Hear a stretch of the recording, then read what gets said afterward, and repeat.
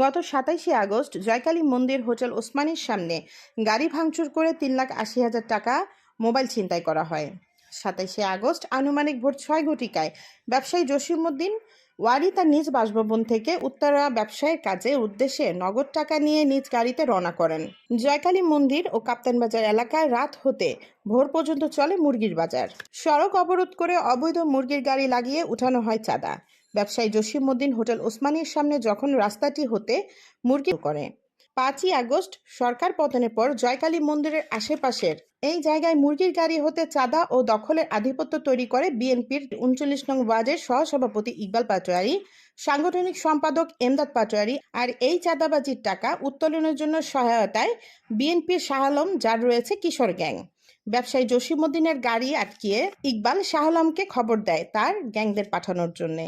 CCTV ফুটেজে দেখা যায় শাহ আলমের বাড়ি থেকে কিশোররা লাঠি হাতে বের হচ্ছে। অতঃপর ইকবাল এবং এমদাদ সহ শাহ আলমের গ্রুপ ব্যবসায়ী জসিমউদ্দিনের গাড়িটি ভাঙচুর করে গাড়ি হতে টাকা ও মোবাইল থাকা ব্যাগটি ছিনতাই করে। ব্যাগটি এমদাদ পাটোয়ারির হাতে দেখাও যায়। এই ঘটনাটি ৩৯ নং ওয়ার্ডের সাবেক কমিশনার জনাব সাব্বির আহমেদ আরিফকে জানানো হলে ২৭ তারিখ রাতেই প্রায় ৯ ঘটিকার সময় ৩৯ নং ওয়ার্ড বিএনপির সভাপতি বুলবুলকে দিয়ে এমদাদকে ডেকে এনে তার কাছ থেকে ছিনতাই হওয়া মোবাইল ও নগদ ২০,০০০ টাকা উদ্ধার করা হয়। ৩,৮০,০০০ থেকে উনি ২০,০০০ দিছে, একটা ফোন পাইছে, ৩,৬০,০০০ বাকি আছে। কেমনে দিবি ক? আমি তো কইলাম তো কিভাবে দিবি? ভাইঙ্গা ভাইঙ্গা দিয়ে দেবো আমি বেশি করে বেশি দেবো। ভাইঙ্গা ভাইঙ্গা দিয়ে দেবো তুমি? আজমেরি করো নাকি?